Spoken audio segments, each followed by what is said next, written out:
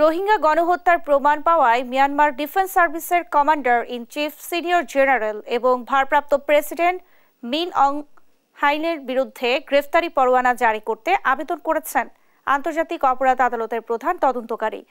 বুধবার সন্ধ্যায় রাজধানীর হোটেল ইন্টারকন্টিনেন্টালে আন্তর্জাতিক অপরাধ আদালতের সিনিয়র আইনজীবী ইসা এমবায়ে ফাল এক সংবাদ সম্মেলনে এই তথ্য জানান। তিনি বলেন, গণহত্যা পরবর্তী বিচারিক প্রক্রিয়ায় বাংলাদেশ সহযোগিতা চাইলে আন্তর্জাতিক অপরাধ আদালত কারিগরি সহায়তা করতে প্রস্তুত।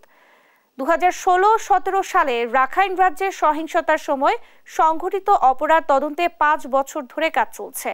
ওই সময় মিয়ানমারের সামরিক বাহিনী রোহিঙ্গা জনগোষ্ঠীর উপর ভয়াবহ অভিযান চালায়। হত্যাকাণ্ড, ধর্ষণ, নির্যাতন ও অগ্নিসংযোগের ফলে অন্তত 7 লাখ রোহিঙ্গা প্রতিবেশী বাংলাদেশে পালাতে বাধ্য হয়। তিনি জানান, 2017 সালের 25 আগস্ট থেকে 31 ডিসেম্বর পর্যন্ত মিয়ানমারের সশস্ত্র বাহিনী, জাতীয় পুলিশ, সীমান্তরক্ষী বাহিনী এবং কিছু স্থানীয় জনগোষ্ঠীর সহযোগিতায় এই মানবতা বিরোধী অপরাধ সংঘটিত হয়েছে।